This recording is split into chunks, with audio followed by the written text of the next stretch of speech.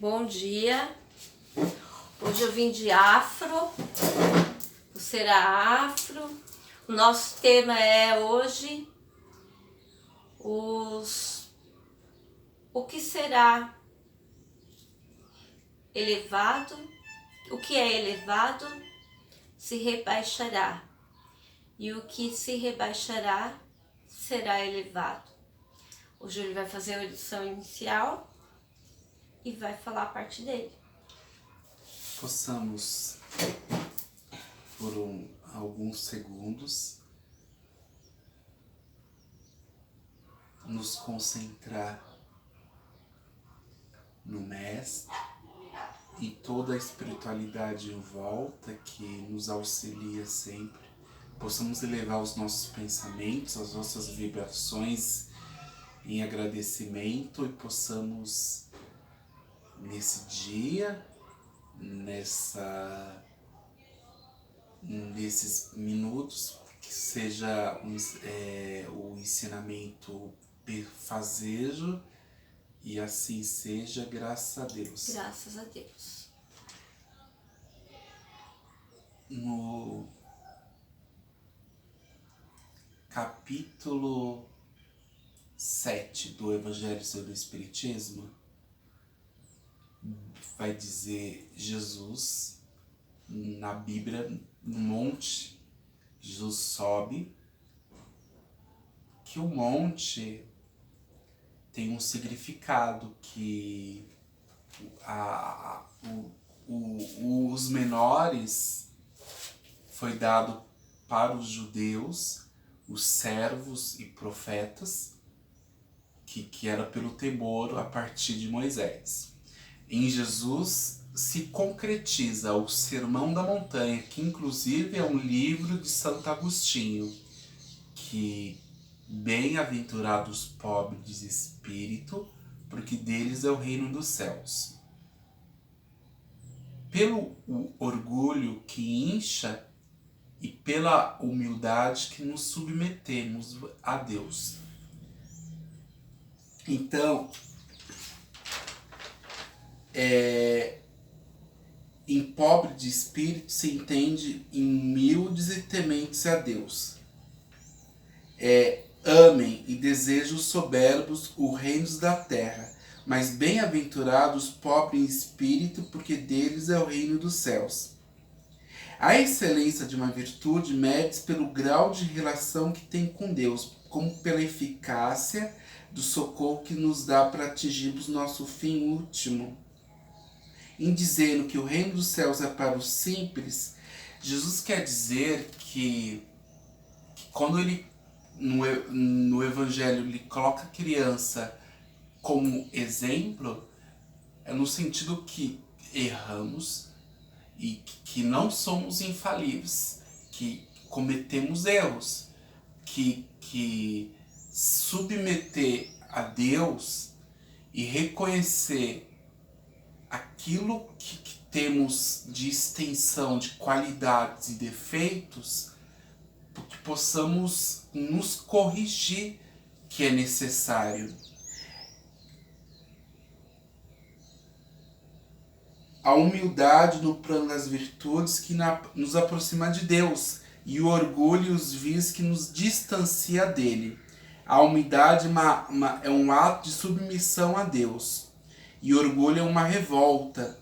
Jesus não cessa de ensinar que a felicidade é condição aos eleitos, porque a passagem que no Evangelho sobre o Espiritismo coloca da criança, dos convidados que se colocam nos lugares mais elevados.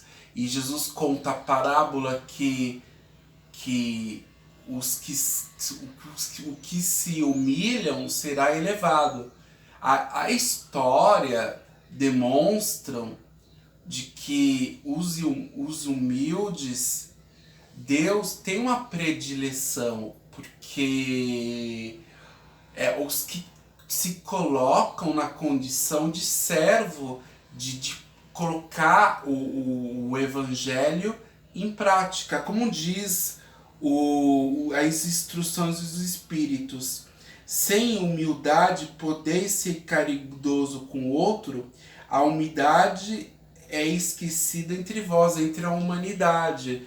Porque só porque tem um grau de escolaridade, tem certo serviço ao outro, a humildade demonstra que a pessoa não se coloca na superioridade, porque todos somos iguais, somos filhos de Deus.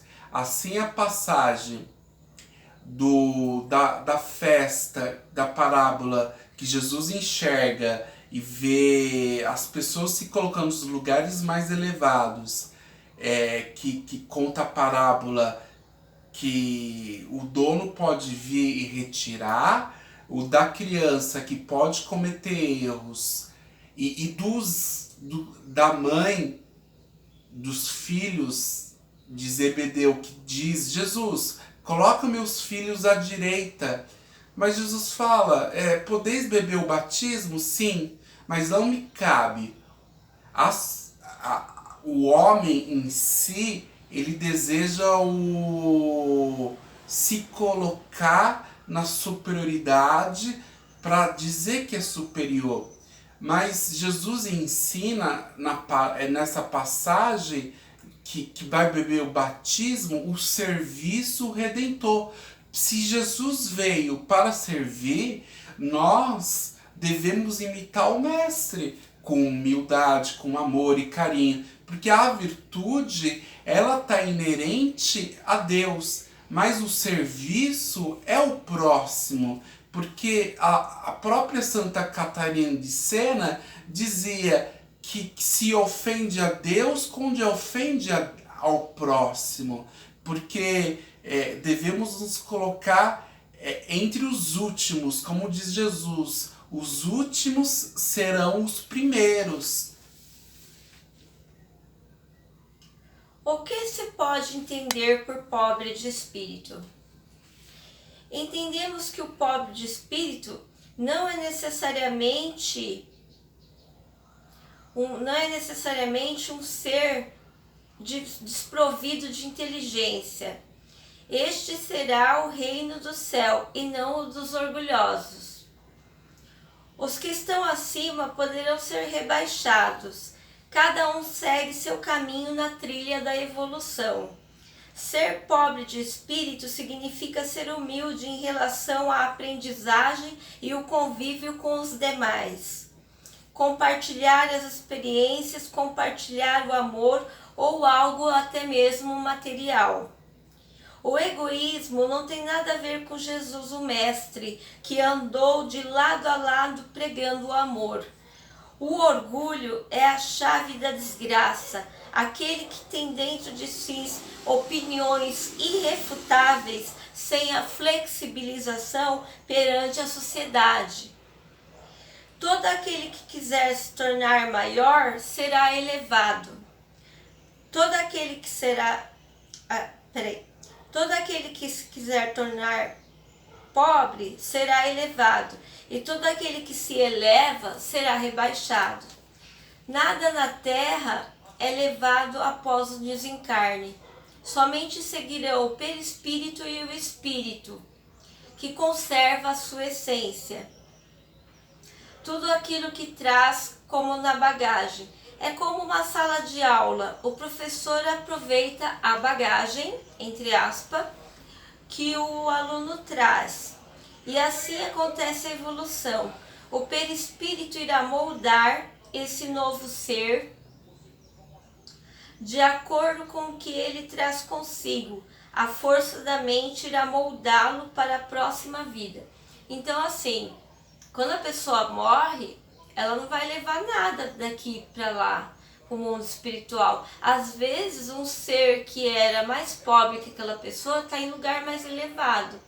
Porque aqui a gente trabalha, mas lá nós também trabalharemos em prol do bem.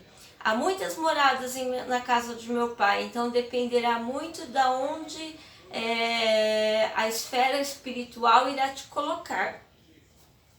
Daí a explicação para as doenças, que pode vir dessa vida ou uma expiação.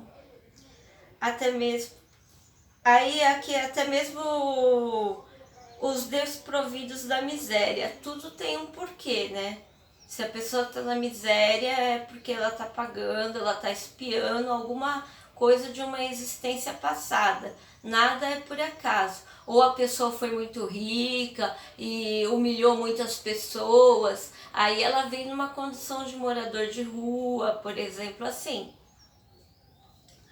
Alexandre o Grande, quando morreu, antes do seu desencarne, exigiu que seus braços fossem colocados para fora, pois não levaria nada deste mundo. Então Alexandre o Grande, antes de morrer, ele falou que queria os braços para fora do caixão, porque ele não levaria nada deste mundo. E a mulher dele foi assassinada, envenenada, e o único herdeiro também foi envenenado. Então quer dizer que toda aquela trajetória de lutas que ele teve sanguinárias não adiantou nada para conseguir territórios, porque o herdeiro morreu envenenado. Aqui, a luz virá aos poucos, como diz Platão na alegoria da caverna. O que seria a alegoria da caverna? Seria um filósofo acorrentado dentro da caverna, que ele enxerga só as sombras. O que seria as sombras? Seria as sombras da sociedade que passavam ali. E às vezes a gente só enxerga as sombras da sociedade. A mídia, a internet, a televisão, o TV Box, a Smart TV, ela só vai passar, às vezes, coisa que é favorável à elite. Entendeu? O filósofo que descobre a luz, quando eu jogo uma lanterna na sua cara, você fica cego, você não consegue ver, porque a luz vai vir paulatinamente, como Platão já dizia lá no fundo, lá descendente de Sócrates, né? Antes de Cristo. Então a luz vem aos poucos, porque se você der a luz de uma vez, você vai cegar a pessoa. Então, aí, se o filósofo sai da caverna, ele é morto. Ele é morto porque ele descobriu a verdade.